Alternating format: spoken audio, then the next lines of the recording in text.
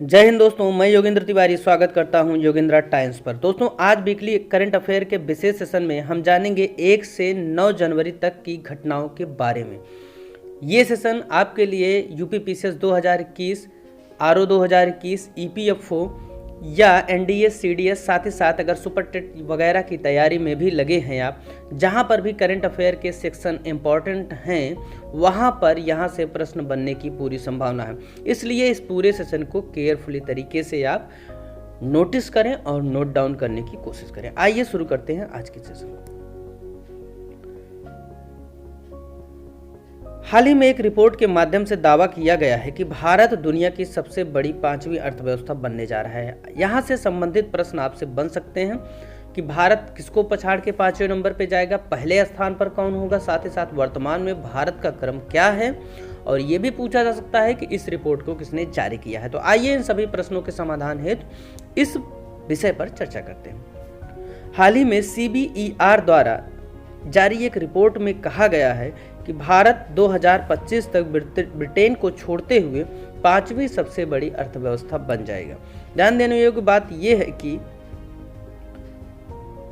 CBER centre for economic and business research द्वारा यह भी दावा किया गया है कि 2030 तक भारत जापान को पीछे छोड़कर दुनिया की तीसरी सबसे बड़ी अर्थव्यवस्था बन जाएगा। इस क्रम को प्राप्त करने हेतु भारत 2021 में अपनी GDP को 9% तथा 2022 में 7% की गति से बढ़ाने में सक्षम होगा, ऐसा दावा CBER की रिपोर्ट में किया गया है। बताते चलें कि इसमें यह भी कहा गया है कि चीन 2028 तक अमेरिका को वैश्विक अर्थव्यवस्था के मामलों में पिछाड़ देगा। साथ ही साथ जर्मनी तथा जापान की स्थितियों में गिरावट आएगी। इस गिरावट के पीछे कई वजहों में से कोविड काल के दौरान किए गए प्रावधान मुख्यतः ज़्यादा प्रामाणिक प्रतीत होते हैं। अगर हम वर्तमान में अर्थव्यवस्थाओं के क्रम को देखें तो भारत 6वें नंबर पर है।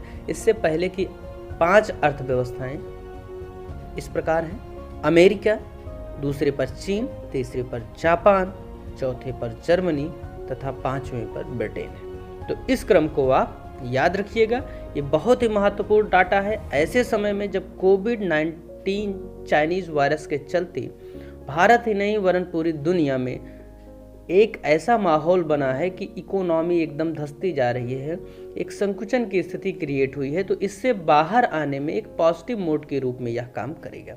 चलिए आगे बढ़ते हैं महत्वपूर्ण खबर की तरफ। बर्ड फ्लू एक बार फिर से भारत के विभिन्न राज्यों में फैल रहा है, जिसके कारण इससे प्रश्न बनने संभावित प्रतीत होते हैं। तो आइए बर्ड फ्लू के बारे में जानकारी प्राप्त करते हैं। बर्ड फ्लू की सबसे पहले खोज 1996 में चीन में हुई थी। बर्ड फ्लू मुख्यतः मुर्गी, बतख जैसे पक्षियों के कारण फैलता है और यह एक संक्रामक बीमारी है। हालांकि अभी तक बर्ड फ्लू के मानव से मानव में संक्रमण को नहीं देखा गया है, परंतु जिस समय मनुष्य मुर्गी, बतख या इस जैसे पक्षियों के अंडों या मांस का सेवन करता है, वह भी बर्ड फ्लू से संक्रमित हो सकता है। ध्यान देने योग्य बात यह है कि बर्ड फ्लू 100 डिग्री तापमान के आसपास इसके वायरस मृत हो जाते हैं, अर्थात वो निष्क्रिय हो जाते हैं।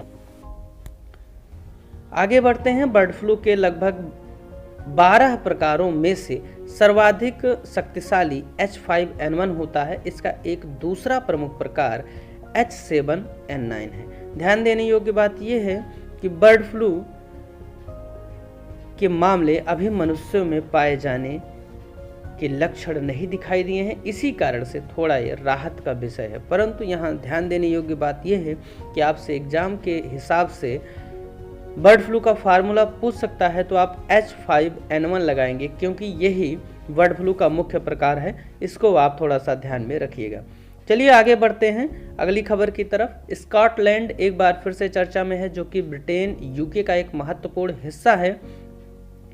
आप जानते हैं, इसको हमने अपने एक सेशन में डिस्कस किया था। यूके, ब्रिटेन, इंग्लैंड और इन जैसे नामों में किस प्रकार के सिमिलरिटीज हैं तथा किस प्रकार के अंतर पाए जाते हैं। तो आइए चर्चा करते हैं स्कॉटलैंड की चर्चा में है। स्कॉटलैंड में हाल ही में एक खबर यह उठी कि स्कॉटलैंड भी यूके से बाहर हो सकता है, जिसके कारण ये चर्चा का बिंदु बना हुआ है। ध्यान देने योग्य बात यह है कि 2014 में एक जनमत संग्रह के माध्यम से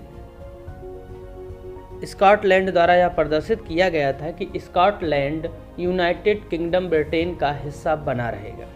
ये महत्वपूर्ण है कि वहाँ पे जनमत संग्रह करवाया गया, वहाँ पे लोगों ने ब्रिटेन के पक्ष में मत दिया। बताते चलें कि 16 जनवरी 1707 को स्कॉटलैंड और इंग्लैंड ने आधिकारिक रूप से मिलकर यूनाइटेड किंगडम नामक देश बनाने पर सहमति जताई थी। इसका आशय ये है कि देश के अंदर तो स्कॉटलैंड अपनी अर्थव्यवस्थाओं को रेगुलेट करता है, परंतु जो यूनाइटेड किंगडम की जब बात आती है, जो संधि समझौते होते हैं, वो पर्टिकुलर स्कॉटलैंड नहीं करता है, उसमें यूनाइटेड किंगडम इंक्लूड होता है। बताते चलें कि जिस समय इंग्लैंड और वेल्स एक हो जाते हैं, उस समय ब्रिटेन नाम दिया जाता है, परंतु इसी ब्रिटेन के मामले में ही स्कॉटलैंड भी शामिल किया जाता है। अर्थात इसका आशय यह हुआ, जब हम यूनाइटेड किंगडम की बात करते हैं तो वेल्स, इंग्लैंड, स्कॉटलैंड और पूर्वी आयरलैंड, ये 4 देशों को मिलाकर हम यूनाइटेड किंगडम कहते हैं। ध्यान देने योग्य बात यह है, इस मुद्दे के बाद, इस खबर के बाद ब्रिटेन के प्रधानमंत्री बोरिस जॉनसन ने एक कॉन्फ्रेंस के माध्यम से ये कहा कि स्कॉटलैंड को 2050 तक ब्रिटेन में बने रहने की उम्मीद जताई उन्होंने, और कहा कि यह स्कॉटलैंड के पक्ष में होगा। जबकि विभिन्न विषय विशेषज्ञ ये मानते हैं कि वर्तमान समय में स्कॉटलैंड का ब्रिटेन से बाहर निकलना स्कॉटलैंड की अर्थव्यवस्था के लिए बहुत ही अच्छा कदम माना जाएगा। चलिए बढ़ते हैं आगे की खबर की तरफ। अंटार्कटिका एक बार चर्चा में आया है, तो यहाँ से प्रश्न बन सकते हैं। 4 जनवरी 2021 को भारत के 40वें वैज्ञानिक अभियान का अंटार्कटिका हेतु शुभारंभ किया गया। इस तरह का पहला अभियान 1981 में भेजा गया था। देखिए, इस तरह के अभियान भेजे जाने के पीछे जो मंशा होती है वो वहाँ की जलवायु, पर्यावरण तथा अन्य संबंधित जानकारियों को इकट्ठा करने के लिए होती है। 1981 में जब अभियान भेजा गया था, तो उसी के बाद से दक्षिण गंगोत्री, मैत्री और भारती नामक अंटार्कटिका में शोध स्थल कायम किए गए थे। ध्यान देने योग्य बात है कि एग्जाम में आपसे क्रम पूछ लेता है, तो क्रम यही, सबसे पहला दक्षिण गंगोत्री था, फिर मैत्री, फिर भारती। वर्तमान में वहां पर 2 ही कार्यरत हैं, मैत्री और भारती। तो यहाँ से ये प्रश्न आपसे बन सकते हैं अंटार्कटिका से संबंधित। ध्यान दीजिएगा, अंटार्कटिका एक निर्जन महाद्वीप है जहाँ पर मानववास ना के बराबर पाया जाता है। आगे बढ़ते हैं। डीआरडीओ ने हाल ही में 1 जनवरी 1958 को अपनी स्थापना को आगे बढ़ाते हुए 1 जनवरी 2021 को अपना 63वां स्थापना दिवस मनाया है। तो आपसे यहाँ से प्रश्न बन सकते हैं, डीआरडीओ की स्थापना कहाँ पर हुई, कब हुई? तो डीआरडीओ नई दिल्ली में है, इसका मुख्यालय भी वर्तमान में नई दिल्ली में ही है। Defence research and development organisation इसका पूरा नाम है। ध्यान देने योग्य बात यह है कि इसके वर्तमान अध्यक्ष जी सतीश रेड्डी हैं। आगे की तरफ बढ़ते हैं। एक महत्वपूर्ण खबर आई है कि 100वीं किसान रेल का शुभारंभ किया गया। किसान रेल इसका नाम क्यों पड़ा, इससे आप एक अंदाजा लगा सकते हैं कि वर्तमान गवर्नमेंट किसानों को लेकर कितनी प्रायोरिटी लेवल पर आगे बढ़ रही है। देखिए दोस्तों, यहाँ पर एक बिंदु यह भी है कि ऐसा क्यों किया जा रहा है। किसानों के लिए कई तेजी के साथ प्रावधान किए जा रहे हैं। आप देख रहे होंगे 3 नए विधेयक लाए गए हैं जिनका विरोध भी वर्तमान में चल रहा है। उनके अलग अलग अपने बिंदु हैं, अपनी मांग है, जिसको सरकार का पक्ष उनको भी सुनना चाहिए और उनका पक्ष भी सरकार द्वारा सुना जाना चाहिए। ये लोकतंत्र है, यहाँ पर कहीं ऐसा ना हो कि किसी एक के पक्ष की अनसुनी की जाए। तो दोस्तों, 100वीं किसान रेल चलाई गई है। इस तरीके के डेवलपमेंट के पीछे मुख्यतः जो ध्येय है वह यह है कि इस सरकार द्वारा 2022 तक किसानों की आय को दोगुना करने की घोषणा की जा चुकी है बहुत पहले। तो उस दोगुनेकरण के दौर को किस तरीके से फेस किया जाए, उसके लिए विभिन्न तरीके के प्रावधान किए जा रहे हैं। तो किसानों की फसलों को एक स्थान से दूसरे स्थान तक ले जाने के लिए किसान रेल की व्यवस्था की गई है। और इस क्रम में ये प्रशंसनीय कदम है कि 100वीं किसान रेल हाल ही में स्टार्ट की गई है, जो महाराष्ट्र के सोलापुर से पश्चिम बंगाल के शालीमार के लिए शुरू की गई है। अब दोस्तों यहाँ से आपसे पहली रेल के बारे में पूछ सकता है, जो कि बीपीएससी 2020 में जो परीक्षा हुई 66वीं बीपीएससी, उसमें पूछा गया था कि पहली किसान रेल कहाँ से प्रारंभ की गई। तो ये देवलाली से दानापुर के बीच में प्रारंभ की गई। ध्यान दीजिएगा, देवलाली महाराष्ट्र में स्थित है एवं दानापुर बिहार में स्थित है। चलिए बढ़ते हैं आगे। एक बड़ी खबर आई लाइट हाउस प्रोजेक्ट को लेकर। आपके मन में भी दुविधा होगी, लाइट हाउस प्रोजेक्ट है क्या? लाइट से आप आशय प्रकाश से लगाए होंगे, फिर इसमें किस तरीके के प्रावधान किए जाएंगे, आखिर क्या जरूरत पड़ी कि सरकार ने इस तरीके के प्रोजेक्ट को, स्वयं प्रधानमंत्री जी इसका अनावरण कर रहे हैं। तो आइए जानते हैं लाइट हाउस प्रोजेक्ट के बारे में। इनको शॉर्ट फॉर्म में LSP बोलते हैं, ठीक है। तो प्रधानमंत्री द्वारा हाल ही में 6 राज्यों झारखंड, मध्य प्रदेश, गुजरात, त्रिपुरा और उत्तर प्रदेश में लाइट हाउस प्रोजेक्ट को शुरू किया गया। अब मध्य प्रदेश के इंदौर में, झारखंड के रांची में, गुजरात के राजकोट में, त्रिपुरा के अगरतला तथा उत्तर प्रदेश में लखनऊ में इस तरीके के प्रोजेक्ट शुरू किए गए। लाइट हाउस प्रोजेक्ट का आशय ये हुआ कि अभी तक घरों के निर्माण में मुख्यतः ईंट और सीमेंट या कंक्रीट का प्रयोग किया जाता था, जिससे इन घरों के निर्माण में एक लंबी प्रक्रिया का पालन करना आवश्यक होता था और ये घर बनने में काफ़ी समय लेते थे, जिससे जो इनके हस्तांतरण की जो समय है वो बढ़ जाती थी, अर्थात 2 साल लग जाते थे, 1.5-2 साल इनके बनने में लग जाते थे। लाइट हाउस प्रोजेक्ट के तहत इन घरों में इन प्रणालियों का कम प्रयोग करके नई टेक्नोलॉजी के प्रयोग के माध्यम से हल्के घरों का निर्माण किया जाएगा। यहाँ लाइट का आशय हल्के घरों के निर्माण से ये घर 1 साल के अंदर ही बनकर तैयार हो जाएंगे और इनमें लोगों को रहने के लिए सुविधा प्रदान की जाएगी। प्रत्येक जिन 6 राज्यों की चर्चा की गई है उनमें हर एक शहर में जिन शहरों को चुना गया है, जैसे मान लीजिए कि मध्य प्रदेश के इंदौर को इस समय इस योजना में शामिल किया गया है, तो इंदौर में जिस स्थान पर ये प्रोजेक्ट बनाया जाएगा वो एकदम अत्याधुनिक तरीके से बनाया जाएगा और इसमें 1000 आवासों की जो है संख्या रखी गई है जिनका निर्माण किया जाएगा, अर्थात एक जगह पर 1000 आवास बनाए जाएंगे। ऐसा इसलिए किया जा रहा है क्योंकि भारत सरकार ने 2022 तक सबको मकान देने की व्यवस्था लगाई। अगली खबर की तरफ चलते हैं। DTH सेवा चर्चा में रही है, यहाँ से प्रश्न आपसे बन सकते हैं। इसमें लाइसेंसिंग को बढ़ाकर 10 वर्ष से 20 वर्ष कर दिया गया है, जो कि पहले 10 वर्ष था, इससे बार बार इसको रेगुलेट करवाना पड़ता। साथ ही साथ DTH सेवाओं में 100% FDI को भी मंजूरी दे दी गई। आगे चलते हैं दोस्तों। नागालैंड में 6 महीने के लिए अफस्पा फिर से लागू किया गया है। इसका आशय ये हुआ कि नागालैंड को 6 माह के लिए फिर से अशांत क्षेत्र घोषित किया गया है। ध्यान देने योग्य बात यह है कि लगातार इसको अशांत क्षेत्र घोषित करने के पीछे मंशा ये है, कारण ये है क्योंकि यहाँ पर हिंसक गतिविधियों में कमी नहीं आ रही, हिंसक गतिविधियाँ लगातार हो रही हैं। वहाँ पर सरकारी परियोजनाओं को नुकसान पहुँचाया जा रहा है, पर्यटकों को नुकसान पहुँचाया जा रहा है, राष्ट्र विरोधी मांगें उठ रही हैं। वो तमाम समझौतों के बावजूद भी अपने तरीके से नागरिकों को बरगलाने का काम वहाँ पर किया जा रहा है। ध्यान देने योग्य बात यह है कि अफस्पा 1958 में आया था और इस तरीके के अशांत क्षेत्र घोषित करने से पूर्व राज्यपाल की रिपोर्ट आनी जरूरी होती है। आगे बढ़ते हैं दोस्तों। भारत द्वारा 2021 में 3 देशों में नए मिशन स्थापित किए जाएंगे। ये देश हैं एस्टोनिया, पराग्वे एवं डोमिनिकन रिपब्लिक। ये आपसे पूछा जा सकता है, तो इनके बारे में आप थोड़ा सा जानकारी रखिए। एस्टोनिया, पराग्वे एवं डोमिनिकन रिपब्लिक 3 देश हैं जहां पर भारत मिशन स्थापित करेगा। मिशन का आशय ये हुआ कार्यालय स्थापित करेगा यहाँ पर, जिससे विकास कार्यों में गति होती है। आप सुनते होंगे कि भारत में फला देश का राजदूत नियुक्त हुआ है, भारत ने अमेरिका में या किसी अन्य देश में राजदूत नियुक्त किया है। तो इसका आशय ये होता है कि राजदूतों के माध्यम से एक दूसरे देश से संबंधों को प्रगाढ़ किया जाता है। तो आगे बढ़ते हैं इसी क्रम में।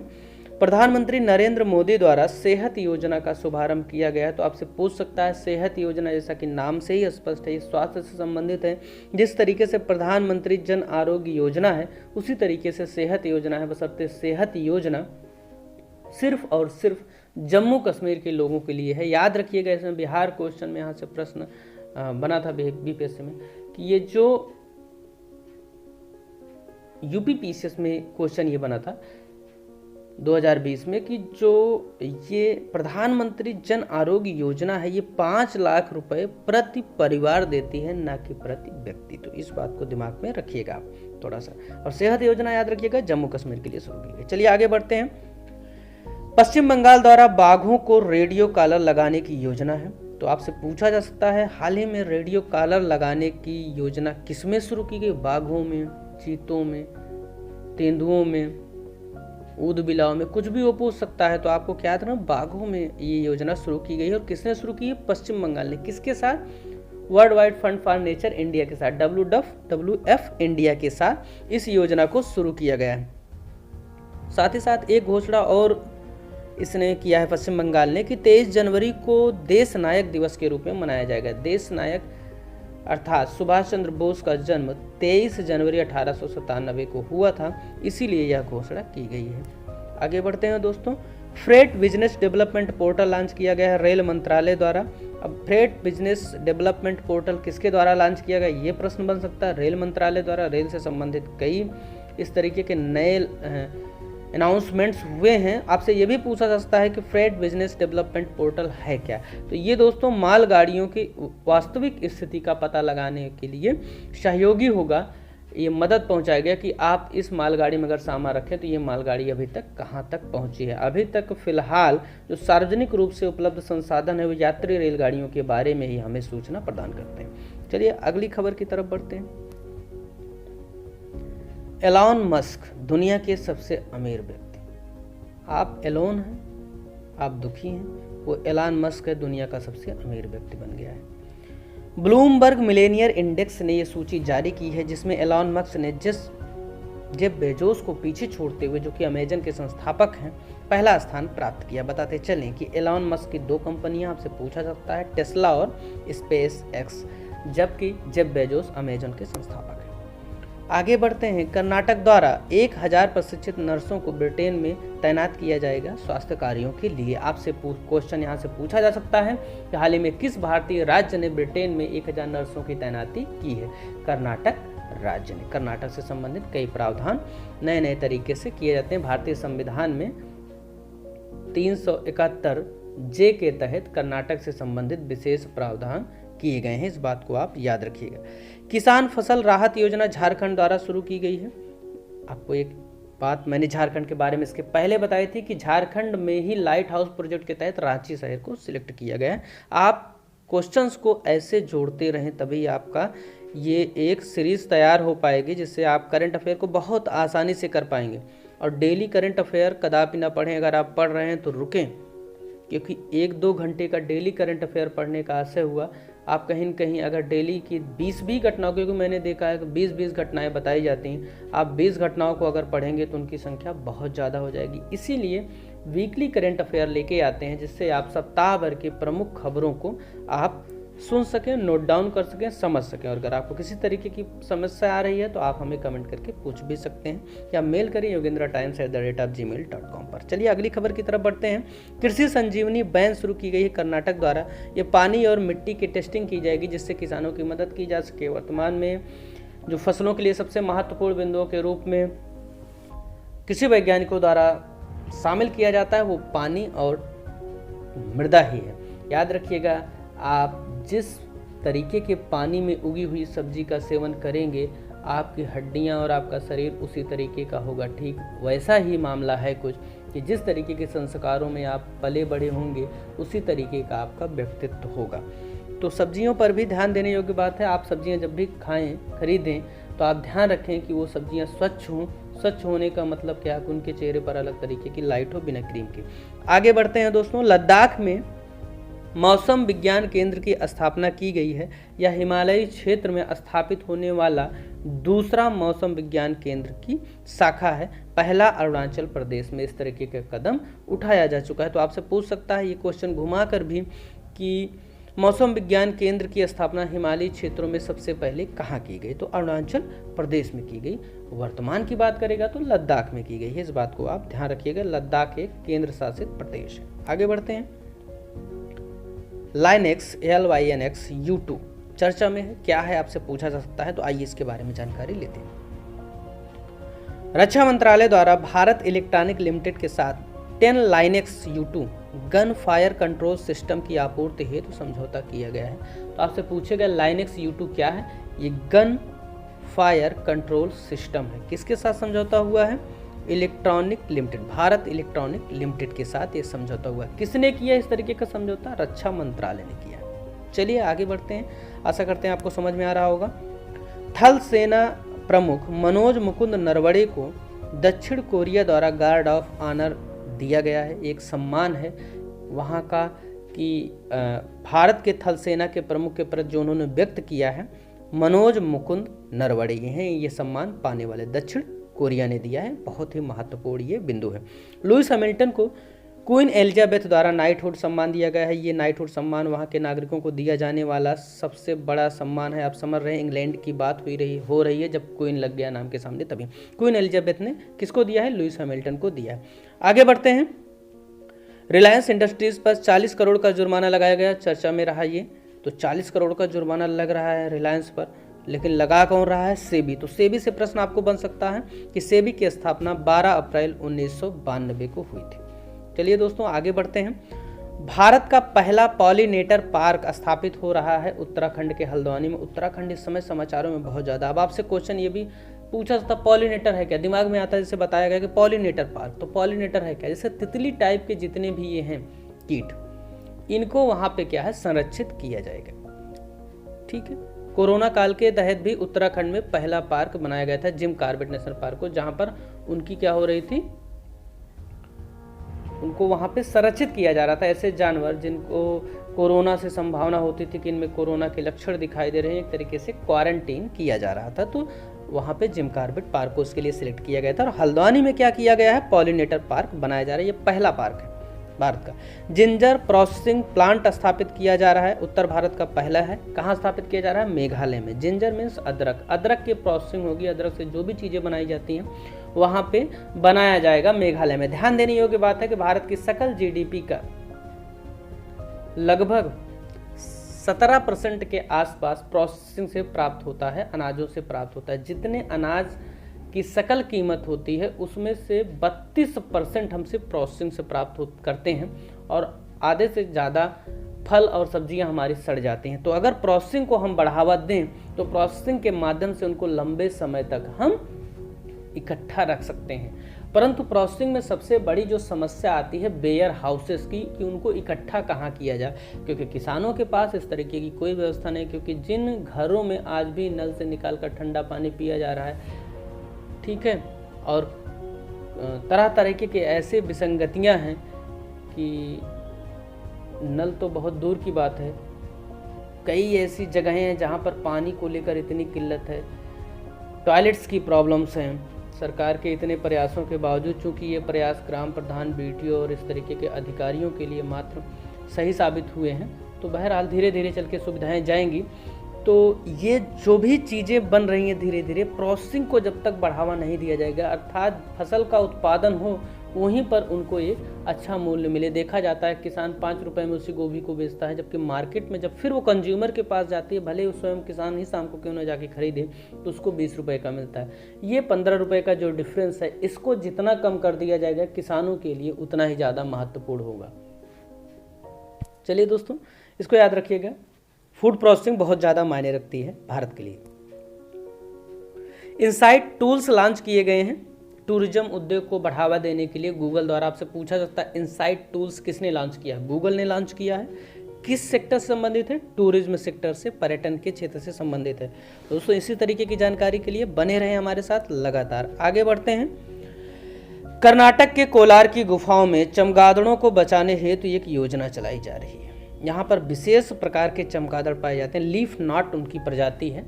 जो पाए जाते हैं, जो जैव विविधता के लिए बहुत ही ज़्यादा महत्वपूर्ण है। बहुत ज़्यादा समाचारों में इस समय घूम रहा है। तो आपसे पूछा जाता है कोलार की गुफाएं कहाँ हैं? कर्नाटक में है।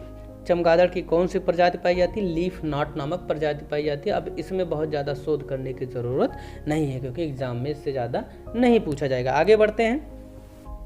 एमनेसिया एक प्रकार का बैक्टीरियल संक्रमण है, बैक्टीरिया से फैलने वाली एक बीमारी है। मुख्यतः इसमें होता क्या है कि कम उम्र में ही लोग भूलने लगते हैं। जैसे आपने देखा होगा, आपको कभी कभी ऐसा महसूस होता, करे आपने भी आधे घंटे पहले ये काम किया था, भूल गए आप। तो ये जब क्रिया बहुत ज़्यादा बार आपके प्रति होने लगे, आप इससे बहुत ज़्यादा ग्रसित होने लगे, तो कहीं न कहीं आपको अपना थोड़ा सा डॉक्टर से सलाह लेनी चाहिए कि आप एमनेसिया से संक्रमित हो सकते हैं।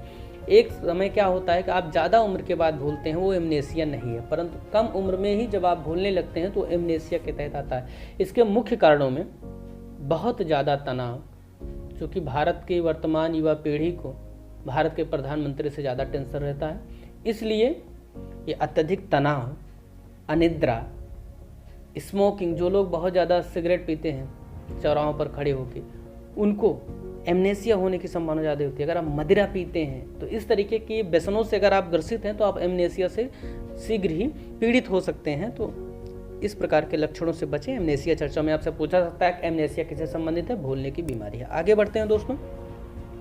फाइजर वैक्सीन बहुत ज़्यादा चर्चा में उस समय आ गई जब WHO द्वारा आपातकालीन उपयोग हेतु इसे मंजूरी दी गई कि अगर इमरजेंसी में इसका यूज किया जा सकता है फाइजर वैक्सीन का, और ऐसी मंजूरी प्राप्त करने वाला यह अपने तरह का पहला टीका है। एक समाचारों में प्रमुखतया खबर ये भी रही कि आकाश मिसाइल को निर्यात हेतु भारत सरकार के रक्षा मंत्रालय द्वारा मंजूरी प्रदान कर दी गई है। तो आकाश मिसाइल से संबंधित आपसे प्रश्न ये बन सकता है, आकाश मिसाइल की मारक क्षमता किस तरीके से है? तो ये सतह से हवा में मार करती है और लगभग 25 किलोमीटर तक ये मार करने में सफल है। तो दोस्तों, इसी तरीके के सेशंस के लिए बने रहे हमारे साथ। अगर आपको सेशन पसंद आया हो तो आप वीडियो को लाइक, शेयर, सब्सक्राइब करें, ज़्यादातर लोगों को इससे जोड़ें, और अगर आपको पसंद नहीं आया है तो आप डिसलाइक करने के लिए पूर्णतः स्वतंत्र हैं। बने रहे हमारे साथ। बहुत बहुत धन्यवाद।